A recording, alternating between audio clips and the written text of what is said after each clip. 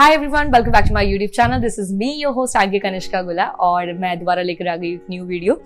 और इस वीडियो के अंदर we gonna talk about anchoring tips पे वीडियो है। तो 5 मिथ ऐसे मैं बताने वाली हूँ जो एंकरिंग करियर से रिलेटेड है। बहुत सारे लोगों का ऐसा सवाल था कि क्या हम ऐसा कर सकते हैं, क्या एंकरिंग करियर के लिए ये रिक्वायर्ड है, क्या ये चीज़ रिक्वायर्ड है, क्या ये है। आज तक शायद किसी ने आपको इस चीज़ के लिए हेल्प आउट नहीं करी होगी, बट मैं आपको बताने वाली हूँ 5 मेजर मिथ जो लोगों ने बना रखे हैं। ऐसा होने पर हम एंकर नहीं बन सकते हैं, एंकरिंग करियर में नहीं आ सकते हैं। तो let's get start this video and इस वीडियो को लास्ट तक जरूर देखना। आई am sure this video surely gonna help you. बहुत छोटी होने वाली है वीडियो, बट यस, काम की होने वाली है वीडियो। सो पहला मिथ है लुक्स यानी कि हम कैसे दिखते हैं। Does it matter? अगर मैं आपको बात करूं एंकरिंग करियर के अंदर लुक्स मैटर करते हैं नहीं करते हैं, तो it matters only 50%. Rest 50% is your confidence, your self-belief, your the way of delivering speech and किस तरीके से आप क्राउड को हैंडल करते हैं। 50% क्या मैटर करता है लुक्स के अंदर? लुक्स के अंदर मैटर करता है ग्रूमिंग। ठीक है, अब ये बात ध्यान रखना है, मैंने हमेशा बोला है कि बहुत मैं स्टार्टिंग में बोलती थी कि लुक्स एक्चुअली मैटर्स नहीं करते हैं, ठीक है, बट कुछ बेसिक ग्रूमिंग बहुत ज़्यादा ज़रूरी है। जैसे अभी कोई लड़की है स्टेज पे खड़ी है तो they can not be like looks very sober खड़ी होगी तो शायद कोई सुनना पसंद नहीं करेगा। अगर एक बेसिक डिसेंट तरीके से रेडी होकर खड़ी होती है, शायद most of the people gonna listen. कोई लड़का है वो छिछोरा बनकर खड़ा हुआ है तो nobody gonna listen, definitely you guys know about it, right? But अगर वो डिसेंट बनकर खड़ा है तो everyone want to listen. The way good dressing sense, and these days मुझे ऐसा लगता है कि आज की डेट में लोगों को नहीं बताना पड़ेगा कि ड्रेसिंग सेंस क्या होता है, because everyone is trying very harder to getting like dress very well. बहुत लोग मैंने देखा है, चाहे बजट कम हो, चाहे ज्यादा बजट हो, चाहे लग्जरी पहन रहे हो, चाहे नॉर्मल पहन रहे हो, चाहे ब्रांडेड चाहे unbranded, whatever you are wearing, it should be like everyone is trying their best to look good. ठीक है, तो पहला मिथ जो है लुक मैटर करती है just 50% and 50% is your all the self believe in all thing. And मुझे लगता है कि देयर इज एन टाइम कि एक ऐसा समय आ जाता है जब आपकी लुक्स भी मैटर नहीं करती है, मैटर करता है the way you are confident, आप किस तरीके से हो। बिकॉज मोस्ट ऑफ आपने देखा होगा कुछ ऐसे एक्टर्स की, अगर मैं आपको बताऊं नवाजुद्दीन सिद्दीकी के अगर बारे में बोलूंगी, क्या आपको लगता है कि नवाजुद्दीन सिद्दीकी की लुक्स है? नो, नवाजुद्दीन सिद्दीकी का कैरेक्टर है। वो जो कैरेक्टर उनकी है ना, जो उनकी body language he is carrying, that means a lot. तो आपको अपने आप को उस कैरेक्टर की तरह बनाना है, मतलब आपको ये करना है कि आपको you can be your self but instead of improving that. ठीक है, तो आपको अपनी लुक्स के अंदर ग्रूमिंग तो बेसिक्स है, देखो बहुत बेसिक्स है। मैं आपको हमेशा बोलती हूँ कि एटलीस्ट इतना तो ग्रूम कर दो कि सामने किसी के सामने खड़े हो तो आपको दूसरा बंदा जज ना करे, राइट? तो wear good, clean clothes wear करो, जरूरी नहीं है ब्रांडेड वेयर करो, but should be looks good. ठीक है, दिस इज समथिंग लाइक। तो पहला मिथ ये है। और एंकरिंग करियर में आने के लिए एक्चुअली लुक्स इतनी मैटर नहीं करती है, your self belief, self confidence and little bit grooming, that's all. So let's come to the second myth. दूसरा मिथ है इंग्लिश लैंग्वेज। ये मेरे पास में इतना मतलब बड़ा सवाल था। Everyone was keep asking me कि इंग्लिश मैटर करती है, नो डाउट करती है, बट इनिशियल स्टेज में नहीं करती है। इनिशियल स्टेज में आपसे पूछा जाता है कि क्या आपसे आपकी लैंग्वेज पूछी जाती है, किस लैंग्वेज में you are comfortable. But India के अंदर you can see the most of events are just if you are conducting any corporates or any social or any other events, you can host in Hindi language too. ठीक है, तो ऐसा कोई वो नहीं है कि आपको इंग्लिश आना बहुत मैंडेटरी है। इनिशियल लेवल पे मैंडेटरी नहीं है, बट हाँ स्लोली ग्रेजुअली। तो अगर आपको अपनी प्रोफाइल डेवलप करनी है, अगर आप चाहते हो कि आप इस करियर के अंदर, एंकरिंग के अंदर अपना करियर बनाओ, तो उसके लिए आपको you have to work hard. Definitely आपको अपनी भाषा, उच्चारण और अपनी रीडिंग स्किल्स पे, अपनी लर्निंग स्किल्स पे काम करना पड़ेगा। इंपॉर्टेंट है। कुछ मिथ है पर सच्चाई जरूर है।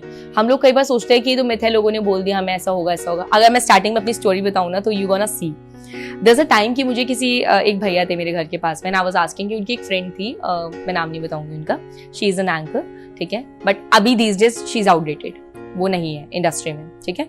बट तो मैंने उनको ऐसे बोला था कि I want to become an anchor, ठीक है, और उन्होंने मुझे सीधे सिंपल सा पता है क्या बोला था, because I was just a raw girl, if I am gonna post my picture ना, तो यू गाइस सी कि मैं वैसे और यहाँ तक आने का ट्रांसफॉर्मेशन क्या रहा, there is a lot to do, बहुत सारी चीजें, मैं आपको जरूर पिक्चर शेयर करूंगी अपनी। So I was in 12th standard, 11th 12th standard, और मेरा क्लास क्या था 11th 12th स्टैंडर्ड के अंदर कि मुझे पता क्लियर था कि मुझे एंकरिंग करनी है, एंकर बनना है। मैंने उस टाइम पे उन भैया के साथ में शेयर करा कि जस्ट फॉर द स्टोरी कि मुझे बनना है, please can you guide me. उन्होंने मुझे पता सिंपल से क्या बोला कि सी योर सेल्फ, तेरी लुक्स तो है ही नहीं। एंड उन्होंने मुझे सिंपल से पता ही चला कि कोई 9 to 5 की जॉब पकड़ ले, दैट्स ईजी फॉर यू। और साथ में ये बोला कि तेरी इंग्लिश भी नहीं है। मुझे I feel got hurt like because honestly मेरी लैंग्वेज इतनी स्ट्रांग नहीं थी। Day by day I like work on myself, reading करी, पढ़ी, न्यूज़ देखी, करा, I practice a lot, even I talk to people. मैं ज़्यादा से ज़्यादा लोगों से इंग्लिश में बात करने के लिए, कन्वर्सेशन करने के लिए रेडी रहती हूँ ऑलवेज। इट्स नॉट माई, अभी दीज डेज अगर कोई मुझसे लैंग्वेज पूछा जाएगा तो इंग्लिश और हिंदी में चूज़ करा जाए, मैं दोनों लैंग्वेज करूँगी, बट इंग्लिश अगेन प्रायोरिटी पे देखूंगी, क्योंकि मुझे अब मेरा हाथ स्ट्रांग होता जा रहा है उसके अंदर। ठीक है, तो इंग्लिश कोई ऐसी लैंग्वेज नहीं है, क्योंकि हम बाय बॉर्न तो डेफिनेटली देखो हम कहीं ऐसे यूएस यूके में पैदा नहीं हुए हैं, कनाडा में पैदा नहीं हुए जहाँ पे हमारी लैंग्वेज ये बॉर्न बॉटम वाली लैंग्वेज है। हमारी मातृभाषा हिंदी है डेफिनेटली, ठीक है, तो हमारा हाथ स्ट्रांग हिंदी में ही रहेगा। But there is an clause कि आप अपनी इंग्लिश पे काम कर सकते हैं day by day. Initial level पे रिक्वायर्ड नहीं है, but this slow and times, अगर आपको धीरे धीरे इट रिक्वायर्स, आपको धीरे धीरे अपने ऊपर काम करना पड़ेगा। Start reading books as much as you can, और वर्क करना शुरू कर दो, watch English movies, series, and I am sure ये अगर आप ऑनेस्टली करोगे ना ये चीजें तो ये हेल्प करेगी। क्योंकि मैं ऐसा नहीं बोलूंगी कि किसी को किसने हेल्प नहीं करे, मतलब मेरी टिप्स आज तक मैंने कितने, मतलब 1.5-2 साल हो गए मुझे इस टॉपिक पे वीडियोस बनाते हुए। I can see a lot of people जिन लोगों ने मेरे को अपनी स्टोरी शेयर करी है कि उन्होंने ये टिप्स फॉलो करी है, they actually see the in a best version, वो अपने आप को देख पा रहे हैं। So that's how you gonna follow this second tip. क्या करना है आपको, जो मिथ है विच इज दिस कि इंग्लिश आना मैंडेटरी है, तो इंग्लिश आना मैंडेटरी इनिशियल लेवल पे नहीं है, बट बाद में जरूर पड़ेगी। सो थर्ड मिथ क्या है, expensive cloth. Do we need to wear the expensive cloth? क्या जरूरी है? क्या हमारे पास में ज़ारा, H&M या मतलब गुच्ची प्राडा के कपड़े होने चाहिए, या हमारे पास में कोई अच्छे बड़े ब्रांड के कपड़े होने चाहिए, महंगे कपड़े होने चाहिए? मैं आपको पहले भी इस बात में क्लियर कर चुकी हूँ, डजंट मैटर। ये एक्चुअली ये तो मिथ ही है, इसको मिथ ही समझ लेना, इसमें कोई तथ्य नहीं है, कोई बात सच नहीं है। ठीक है, मिथ ये है कि आपको, मैं आपको 2 चीजें बताती हूँ। This is an example, white shirt लेना, 2 व्हाइट शर्ट, एक व्हाइट शर्ट आपने जस्ट सपोज अगर आप सरोजनी से, आप दिल्ली से बिलोंग करते हो, you can bye white shirt in Sarojini, 30 रुपए की भी मिल जाती है, 40 रुपए की भी मिल जाती है white shirt. That's how cheap you can buy, इससे ज्यादा चीप तो नहीं हो सकती। एक आप व्हाइट शर्ट खरीद लेना 500-600 रुपए की, ज्यादा फर्क नहीं, ठीक है, इतना डिफरेंस। अब वो व्हाइट शर्ट को धोना, सुखाना, प्रेस करना, ठीक है, दोनों व्हाइट शर्ट को वेयर करना। अगर आपने एक गलती कर दी छोटी सी, सपोज आपने वो जो 30 रुपए 40 रुपए वाली शर्ट को आपने अच्छे से आयरन करा है, दैट लुक्स गुड, बट आपने वो 500 रुपए वाली शर्ट को सोचा कि अरे तो 500 रुपए की शर्ट, इसको आयरन करने की क्या जरूरत है, इसको ध्यान रखने की क्या जरूरत है, ये तो मतलब है ही है, ऐसे करके, तो क्या होगा कि वो 500 रुपए वाली शर्ट भी साथ छोड़ देगी आपका। द मैटर इज दैट कि आप कितने भी चीप कपड़े क्यों ना पहनते हो, ठीक है, sometimes I like the cheap clothes, ऐसा नहीं है कि मैं नहीं पहनती हूँ, ठीक है, मैं भी ढूंढती हूँ, स्ट्रीट शॉपिंग करती हूँ, विंडो शॉपिंग करती हूँ, आई कैन फाइंड क्लोथ्स जहां से मुझे मिलते हैं, अच्छे लगते हैं, चीप क्लोथ्स हैं, व्हाटएवर इज इट, मेरी पॉकेट को ठीक लगते हैं, तो that's what I am wearing. But how you are wearing, किस तरीके से वेयर कर रहे हो, दैट्स रियली इंपॉर्टेंट। अगर आपने वो 500 रुपए की शर्ट को मेसी करके, गंदा सब करके पहन रखा है, तो 500 की शर्ट भी नहीं लगने वाली है।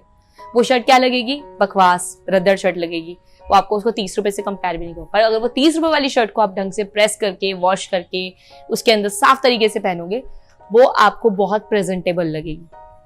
Makes a difference. ये चीज मार्केटिंग में दिखाई जाती है। अगर आपने कभी नेटवर्क मार्केटिंग को देखा हो, I was in network marketing there an time, तो उस टाइम पे बहुत एक्सपेंसिव क्लोथ्स नहीं होते थे, और नेटवर्क मार्केटिंग वाले मेरे को बहुत अच्छी चीज लगती है, वो यही बोलते हैं कि इनिशियल लेवल पे तुम्हारे पास एक्सपेंसिव क्लोथ्स नहीं है, doesn't matter, but you should look good. Looks matter करती है, फर्स्ट प्रेजेंस आपकी मैटर करती है, तो always try to wear something good and aesthetic.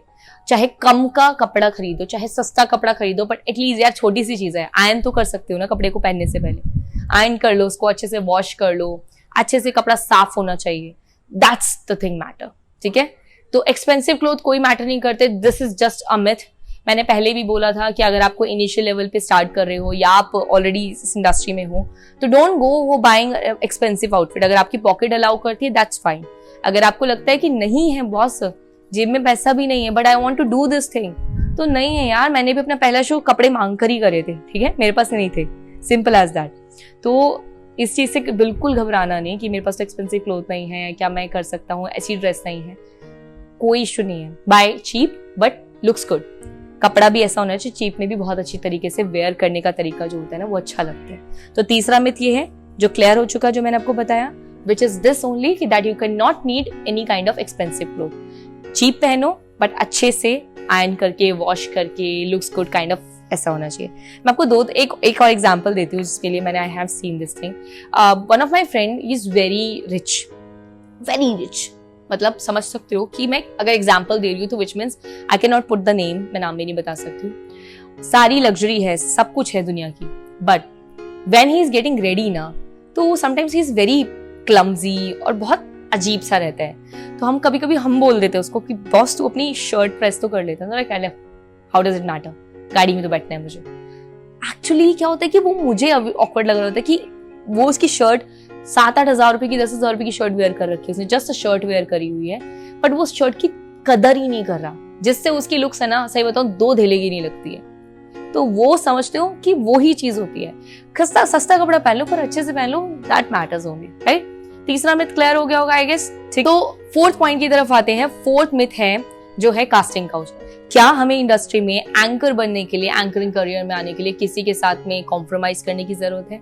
क्या कोई इवेंट ऑर्गेनाइजर आपको ऐसा बोलता है कि मेरे साथ पहले कॉम्प्रोमाइज करो एंड देन मैं आपको काम दूंगा? तो बॉस बी अवेयर, इंडस्ट्री में आने के लिए आपको किसी से कॉम्प्रोमाइज करने की जरूरत नहीं है। आपके पास में टैलेंट होना चाहिए, अच्छी अप्रोचेस होनी चाहिए, अप्रोचेस इन द सेंस कि आपके खुद के अंदर वो क्वालिटी इनहांसिंग होनी चाहिए। आपको लोगों को अप्रोच करना आना चाहिए, बताना आना चाहिए कि मैं I am an anchor and I am doing this thing, ठीक है, मैं और इस तरीके से मैंने इनिशियली स्टार्ट करा है, please give it my chance. आपको अपने आप को पिच करना आना चाहिए। So something happen in the background, तो कोई बात नहीं आ रही थी वो, तो मत दे, मैं यार इसको टॉपिक से इधर भटकते हैं, फायदा कुछ नहीं। So let's come to the point कि जैसे कि मैंने आपको बताया कि आपको पिच करना आना चाहिए, आपको पिच करके अपनी बात रखवानी आनी चाहिए, आपको बताना आना चाहिए कि आई एम एन एंकर, मैं इनिशियली स्टार्ट कर रहा है, मैं एंकरिंग करना चाहती हूँ, could you please give me the chance. ये एक फॉर्मल वे होता है, बट अगर आपको कोई इंस्टेड ऑफ ऐसा बोलता है कि मैं आपको काम दे दूंगा, मैं आपको इतने काम की लाइन लगा दूंगा, या मैं आपको ऐसा कर दूंगा, आपको कॉम्प्रोमाइज करना पड़ेगा मेरे साथ में।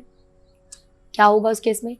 इंस्टेंट बेसिस पे कंप्लेंट कर देना, ठीक है, आसपास के किसी भी पुलिस स्टेशन में जाकर, और either complaint on the cyber cell, there are lot of points, वहां पे जाकर आप कंप्लेंट्स कर सकते हो and they are ready to help you for this.